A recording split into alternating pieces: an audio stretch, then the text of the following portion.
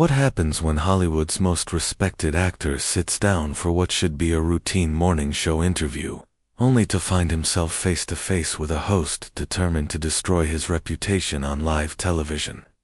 What you're about to witness is one of the most explosive confrontations in daytime television history, where civility crumbles and true character is revealed in front of millions of viewers.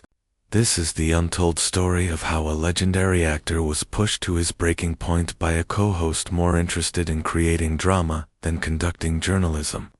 Make sure to subscribe and drop a comment below, because this story will leave you questioning everything you thought you knew about morning television. The studio lights cast their familiar warm glow across the iconic set of The View as Harrison Ford settled into the guest chair, adjusting his jacket with the practiced ease of someone who had done countless interviews over his decades-long career. The morning had started like any other promotional appearance.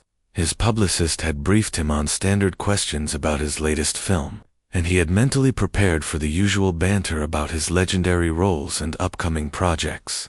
Whoopi Goldberg sat across from him, her expression unreadable, as the cameras rolled and the show's signature music faded. The audience applauded politely as she began her introduction, but there was something in her tone that immediately set Ford on edge. It wasn't the warm welcome he had expected, but rather something that felt more like a challenge. "So," Harrison Whoopi began, leaning forward with an intensity that seemed disproportionate to the casual setting, "I have to ask you about something that's been bothering me for years.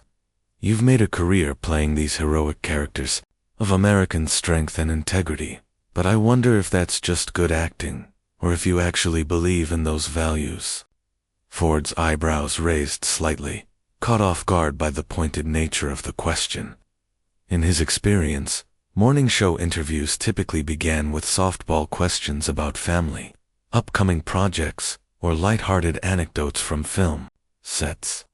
This felt different, more confrontational, and he found himself wondering if he had somehow missed a memo about the interview's direction. "Well, Whoopi," he replied carefully, his voice maintaining its characteristic measured tone, "I think any actor worth their salt tries to find something authentic in the characters they portray, whether it's Han Solo or Indiana Jones. You look for the human truth in these larger-than-life figures," Ford said, his tone measured. Whoopi's expression didn't soften. Instead, she leaned in, her voice edged with sharpness that made some audience members shift uneasily. "But that's the issue, isn't it? You always get to play the hero, the good guy, while the rest of us have to live with the consequences of the messages these films send. Don't you think there's something problematic about constantly portraying the white male savior?" The question landed like a challenge, and Ford's jaw tightened subtly. Though experienced with tough interviews, he sensed this wasn't going to be a typical conversation about acting. "I think you're oversimplifying both the characters and the stories," he replied, his voice calm but firm. "These aren't just white male savior narratives. They're about people facing extreme circumstances and choosing to do what's right, often at great personal cost." Whoopi shook her head, and Ford noticed the other co-hosts remained unusually quiet, clearly feeling the rising tension. "That's the problem, Harrison. You don't see it because you don't have to. You've built a career in a system that uplifts certain stories while ignoring others." Ford's famously deep patience began to wear thin. "I've tried to tell stories that matter, stories that resonate. I've never claimed to be perfect, but I've always worked with integrity and respect for the audience." Whoopi's voice rose slightly, eyes flashing. "Is it integrity to take roles that perpetuate stereotypes, to profit from stories that uphold power structures, all while calling yourself just an entertainer?" The accusation hit hard, and for the first time, Ford's composure slipped. "I think you're confusing entertainment with activism, Whoopi. My job is to serve the story, to bring characters to life in ways that move people. If we want to talk about storytelling's broader impact, I'm open to that. But not every film has to be a political manifesto." Whoopi let out a humorless laugh. "Oh, Now you're going to lecture me about the line between entertainment and activism. That's rich, coming from someone who's never had to worry about representation because people who look like you have always had it. Ford's hands clenched slightly in his lap, a visible sign of the frustration mounting inside him. I'm not lecturing anyone, Whoopi, he said evenly. I'm simply trying to have a reasonable conversation about the craft of acting and storytelling. Ford said, his tone strained but controlled. But you seem more interested in attacking me personally than actually discussing the work. Whoopi's voice shifted into mock surprise. Attacking you? I'm asking legitimate questions about your career and your choices. If you can't handle scrutiny, maybe you shouldn't be in the public eye. The remark hit Ford like a slap, and his famed composure began to slip. I've been in the public eye for over 50 years, Whoopi. I've taken scrutiny from critics, fans, journalists, and peers. What I haven't had to deal with is being ambushed by someone who decided I was guilty of something before I even sat down. The tension in the studio was thick, the crew exchanging uneasy glances as the audience fell silent. But Whoopi seemed invigorated by the rising conflict, as if Ford's frustration was exactly the response she wanted. Ambushed, she repeated, with disdain. You think being asked to account for your choices is an ambush? That's the problem. You're so used to being handled with kid gloves. The moment someone pushes back, you cry foul. Ford's eyes narrowed, his anger no longer hidden. His voice dropped into a low, deliberate tone that commanded attention. I'm not crying foul, Whoopi. I came here expecting a professional discussion about my work, not a personal attack. Wrapped in journalism, if you want to talk about the industry, representation, or systemic issues, then let's do that. But don't turn me into your punching bag for problems I didn't create.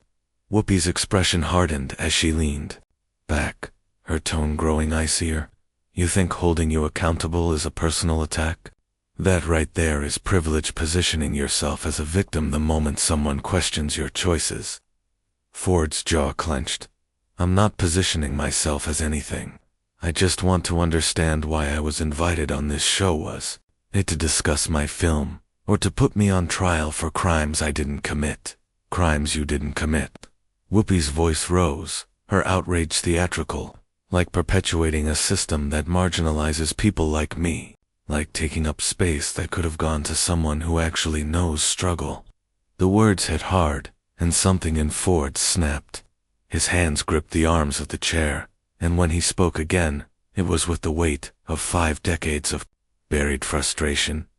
You want to talk about struggle, Whoopi? Let me tell you about struggle. I'm simply trying to have a reasonable conversation about the craft of acting and storytelling, Ford said, his tone strained but controlled. But you seem more interested in attacking me personally than actually discussing the work. Whoopi's voice shifted into mock surprise. Attacking you?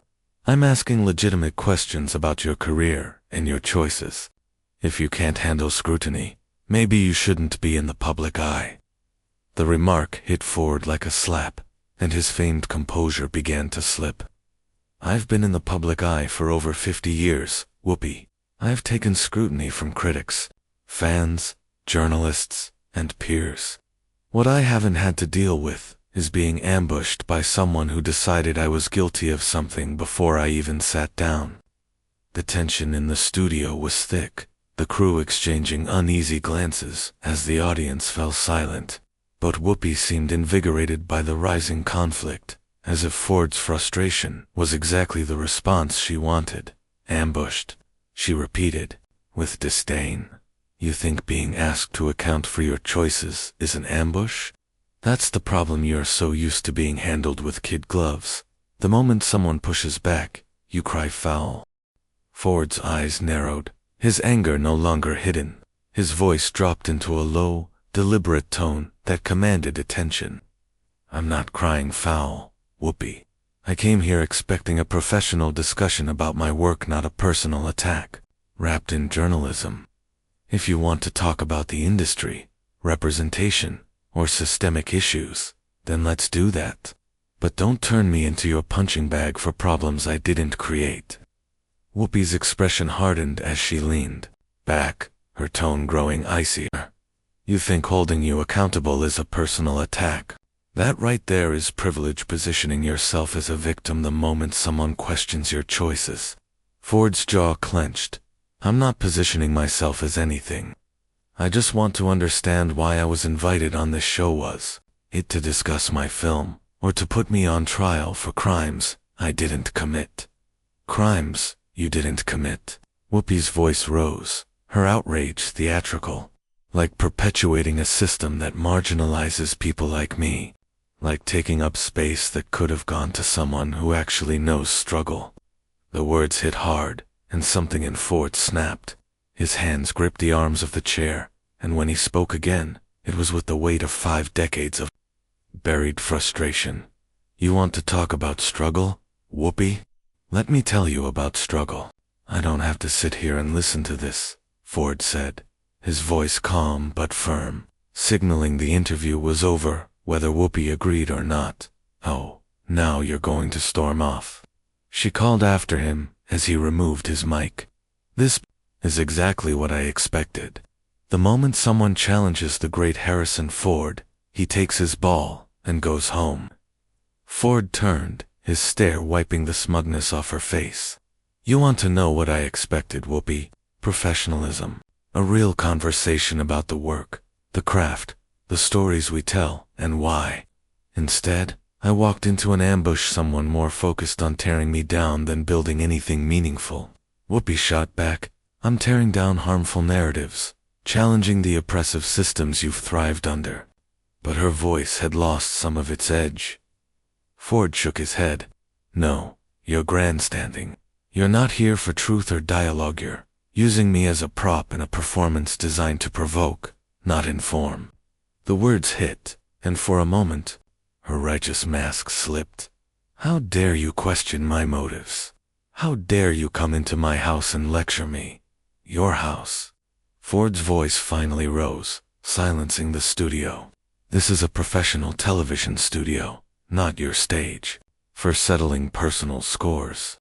This is supposed to be journalism, not performance art. Whoopi stood, and the two faced off like duelists. Don't you dare question my professionalism, she snapped. I've been doing this longer than you've been making movies, and I've earned the right to ask hard questions, Whoopi said sharply. Ford let out a bitter laugh. These aren't hard questions, Whoopi. Hard questions are about craft, choices, directors, and how the industry's changed. What you're doing is throwing accusations and expecting me to defend myself against things that only exist in your imagination. The studio air was thick with tension as producers scrambled behind the scenes, but the interview had already unraveled. Then Whoopi, voice dripping with mock sympathy, added, You know what your problem is, Harrison. You've lived in a bubble so long, you can't handle the real world or being told that maybe your success isn't just about merit. Ford looked at her for a long moment, then said quietly, My problem is, I thought I was talking to a professional, but this was an ambush by someone who confuses cruelty with courage. The words hit hard. Whoopi blinked, momentarily speechless.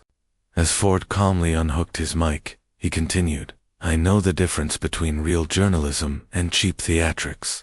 Today was the latter. You don't get to walk away from this, Whoopi said, her voice shaking. You don't get to show up, get called out, and leave because you don't like it. Ford paused, looked her in the eye, and replied, I'm not walking away from hard questions. I'm walking away from someone who mistakes hostility for journalism. There's I sat down and got ambushed, Ford said firmly, his voice cutting through the tension. Whoopi's voice cracked slightly as she fired back. I asked you legitimate questions about your career and the impact of your work. If you can't handle that level of scrutiny, maybe you shouldn't be doing publicity tours? Ford calmly removed his microphone and placed it on the coffee table between them. You didn't ask questions, Whoopi, you made accusations. You decided I was guilty of something before I even walked in, And then you spent the entire interview trying to get me to confess to crimes that exist only in your head." The other co-hosts, who had been silent for most of the confrontation, seemed to realize the situation was spiraling. One began to speak, but Whoopi silenced her with a sharp gesture. "Don't you dare try to make this about my professionalism," she snapped. "I've been asking hard questions on this show for years. Presidents, CEOs, actors, everyone who sits in that chair. Just because you can't handle it doesn't mean I'm wrong." Ford shook his head slowly, his expression laced with something close to pity. "You're right, Whoopi. You've challenged powerful people. But there's a difference between challenging someone's actions and attacking their character based on your own assumptions. Today, you didn't challenge me. You tried to destroy me." Whoopi let out a hollow laugh. "Destroy you? Oh, please. If asking you to acknowledge your privilege is destroying you, then you're more fragile than I thought." Ford's voice remained steady, but the anger beneath it was unmistakable. "This isn't about privilege, it's about conduct. It's about the way you approached this conversation, the assumptions you made, and how you've spent this entire interview trying to cast me as a villain instead of understanding who I am or what I stand for." As Ford began walking off the set, Whoopi called after him, her voice tinged with desperation. "So that's it? You're just going to run away? Prove my point about how you handle adversity." Ford paused at the edge of the stage, turned back, and with quiet intensity said, "I'm not running away from adversity, Whoopi. I've faced adversity my whole career. Whoopi, bad reviews, tough directors, personal losses, but what I'm walking away from today is malice disguised as journalism," Ford said, his voice calm but firm. When Whoopi insisted she was just holding him accountable for Hollywood's systemic issues, Ford replied, "Accountability requires good faith. What you showed today wasn't that. It was revenge for something I never did." As her face shifted from defiance to uncertainty, Ford added, "I don't know what grudge you're carrying, but I didn't deserve this, nor did the audience, expecting a real conversation." When Whoopi accused him of walking away out of privilege, Ford paused at the edge of the set and said, "No. What you're seeing is dignity, the self-respect to leave a toxic exchange rather than stay in a performance of cruelty posing as courage." With that, he walked off, leaving Whoopi speechless in front of a stunned, silent studio. She finally spoke, her voice barely a whisper, but the microphones caught every word. "Well, I guess that tells us everything we need to know about Harrison Ford's character." Yet even as she said it, her expression betrayed a flicker of regret, like she knew she'd crossed a line that couldn't be undone. What was meant to be a standard promotional interview had spiraled into a moment that would be remembered not for Ford's career or upcoming projects, but for what it revealed about the interviewer herself. As Whoopi awkwardly tried to segue into a commercial break, her voice lacked its usual edge. She had gotten the dramatic clash she seemed to want, but the victory felt hollow.